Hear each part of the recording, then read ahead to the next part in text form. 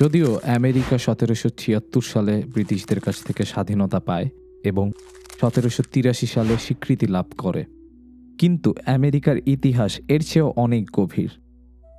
হাজার বছর আগে থেকেই নেটিভ আমেরিকানগণ অধিষ্ঠিত হয়, কিন্তু তারা কিভাবে অধিষ্ঠিত হয়েছিল তা সঠিকভাবে জানা যায়নি। তবে তত্ত্ব অনুসারে প্রায় ৩০,০০০ বছর আগে মানুষ ইউরেশিয়া থেকে স্থানান্তরিত হয়েছিল ব্যারেঞ্জিয়া নামক একটি স্থলব্রিজের মাধ্যমে, যা আইস এজের সময় সাইবেরিয়া ও উত্তর আমেরিকার মধ্যে সংযোগ স্থাপন করে।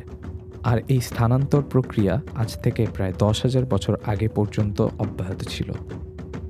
সে সময় হিমবাহকাল শেষ হয় এবং বরফ গলে ব্রিজটিও সমুদ্রের পানিতে নিমজ্জিত হয়। আমেরিকার প্রথম বসবাসকারী গোষ্ঠীদের প্যালিও আমেরিকান বলা হয়, যারা কিনা নিজেরাই নিজেদের আদিবাসী গোষ্ঠীসহ আকর্ষণীয় সংস্কৃতি এবং সভ্যতা তৈরি করেন। এর মধ্যে অন্যতম কিছু সংস্কৃতি ছিল Adena culture, Iroquois culture, Coles Creek culture, Puebloan culture, Mississippian culture.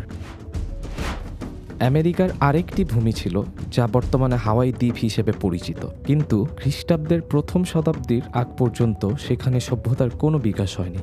তবে প্রথম এবং দশম শতাব্দীর মধ্যকার সময় পলিনেশিয়ানদের দ্বারা সভ্যতার বিকাশ শুরু হয় এবং ১৫তম শতাব্দীর শুরুতে ইউরোপিয়ানদের উপনিবেশন ঘটে। সে সময় ভারত এবং চীনের সাথে ইউরোপের ব্যবসায়িক সম্পর্ক ছিল। চীন থেকে আফিম, সিল্ক ও চীনামাটির তৈজসপত্র, আর ভারত থেকে মশলা, সুতি কাপড় ও সোনা রূপার গহনা ইউরোপে আমদানি করা হতো। সে সময় সিল্ক রুট ব্যবহারের মাধ্যমেই বাণিজ্যিক কার্যকলাপ করা হতো, যার ফলে এই বাণিজ্যের অধিকাংশই ছিল আরব, মঙ্গল ও তুর্কির বণিকদের দখলে। এর ফলে ইউরোপীয়দের বেশ চওড়া দামে পণ্য আমদানি করতে হতো, আর সেটার জন্যই ইটালিয়ান অনুসন্ধানকারী নাবিক ক্রিস্টোফার কলম্বাস স্পেনের রাজা ফার্দিন্যান্ড আর রানী ইসাবেলার শরণাপন্ন হয়। প্রায় ১ বছর আলোচনা ও পর্যালোচনার পর ইউরোপিয়ান ব্যবসায়িক স্বার্থে রানী ইসাবেলা ক্রিস্টোফার কলম্বাসের ভারত সফর বাবদ সমস্ত আর্থিক খরচ বহন করার জন্য রাজি হয়। অতঃপর ক্রিস্টোফার কলম্বাস ১৪৯২ সালের ৩ আগস্ট ৩টি জাহাজ এবং ৯০ জন নাবিক নিয়ে অভিযান শুরু করে। যাত্রার ২ মাস পর ২ অক্টোবর বাহামা দ্বীপপুঞ্জের কোনো এক জায়গায় জাহাজটি থামে, আর সেটাকেই ক্রিস্টোফার কলম্বাস ভারত মনে করে এবং সেখানে থাকা আদিবাসী, যারা টায়নো জনগোষ্ঠী নামে পরিচিত এবং যাদের গায়ের রং ছিল লালচে, তাই বলেই ক্রিস্টোফার কলম্বাস তাদেরকে রেড ইন্ডিয়ান বলে সম্বোধন করে। আর সে কারণেই নেটিভ আমেরিকানদের রেড ইন্ডিয়ানই বলা হয়ে থাকে। বলে রাখা ভালো, তৎকালীন সময় টায়নো জনগোষ্ঠীর মোট জনসংখ্যা ছিল প্রায় ২ লাখ। সেই রেড ইন্ডিয়ানগণ নাবিকদের অতিথি হিসাবে সাদরে বরণ করে, কিন্তু পরবর্তীতে কলম্বাস প্রায় ১২০০ অস্ত্রধারী লোক নিয়ে আবার সেখানে হাজির হয় এবং তার মূল উদ্দেশ্য ছিল টায়নো আদিবাসীদের বন্দি করে দাস বানিয়ে তাদের স্বর্ণ লুট করা। কিন্তু টায়নো আদিবাসীদের স্বর্ণ সম্পর্কে কোনো ধারণাই ছিল না, আর এই স্বর্ণ লুটে ব্যর্থ হয়ে কলম্বাসের অস্ত্রধারী বাহিনীরা টায়নোদের মেরে ফেলতে শুরু করে। আর তার পরবর্তীতে ইউরোপীয়দের নিয়ে যাওয়া ভাইরাস এবং ব্যাকটেরিয়ার আক্রমণে ৯০% আদিবাসী মারা যান। তার পরবর্তী সময় আমেরিকার পূর্ব উত্তর পার্শ্বে কলোনি স্থাপন করে। আমেরিকায় প্রথম ইংরেজ কলোনি স্থাপন হয় ১৬০৭ সালে, যার নাম ছিল জেমস টাউন। এটি ভার্জিনিয়ার জেমস নদীর ওপর স্থাপিত হয়। ১৭তম শতাব্দীর নতুন গতিতে সভ্যতার বিকাশ হয়। তামাকজাত পণ্যের ওপর ভিত্তি করে কৃষি বাণিজ্য শুরু হয়।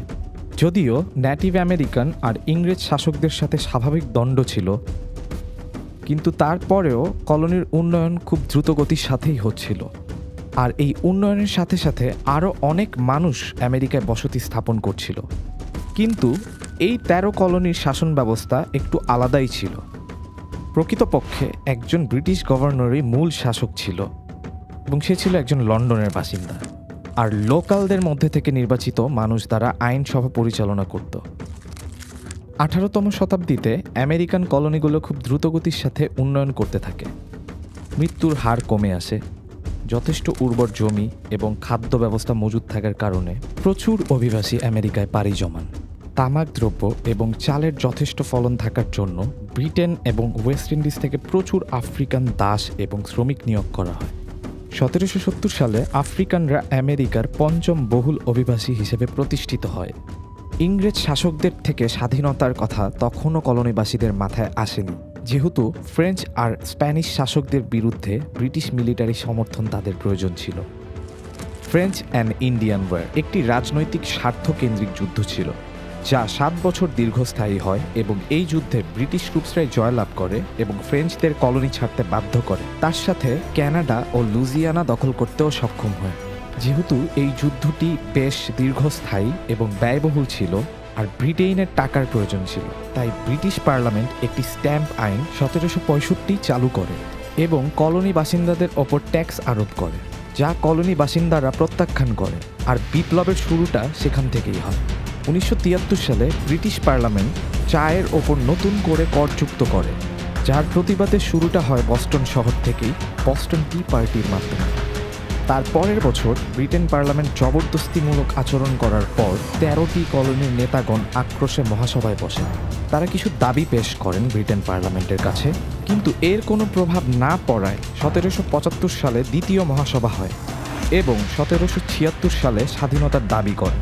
কিন্তু এই নিয়ে ব্রিটিশ মিলিটারি বিরূপ আচরণ করলে 1783 সাল পর্যন্ত আমেরিকার 13 কলোনিবাসীর সাথে ব্রিটিশ মিলিটারির যুদ্ধ সংঘটিত হয়। যেই যুদ্ধের মহানায়ক ছিল জর্জ ওয়াশিংটন। তার মেধা এবং নেতৃত্বে আমেরিকা স্বাধীনতা লাভ করে। পরবর্তীতে Indian land, Appalachian mountains, Louisiana, Canada, Mexico ইত্যাদির সমন্বয়ে মার্কিন যুক্তরাষ্ট্র সংগঠিত হয়, যা আজকের একবিংশ শতাব্দীর পৃথিবীর সবচেয়ে শক্তিশালী দেশ হিসেবে স্বীকৃতি লাভ করেছে।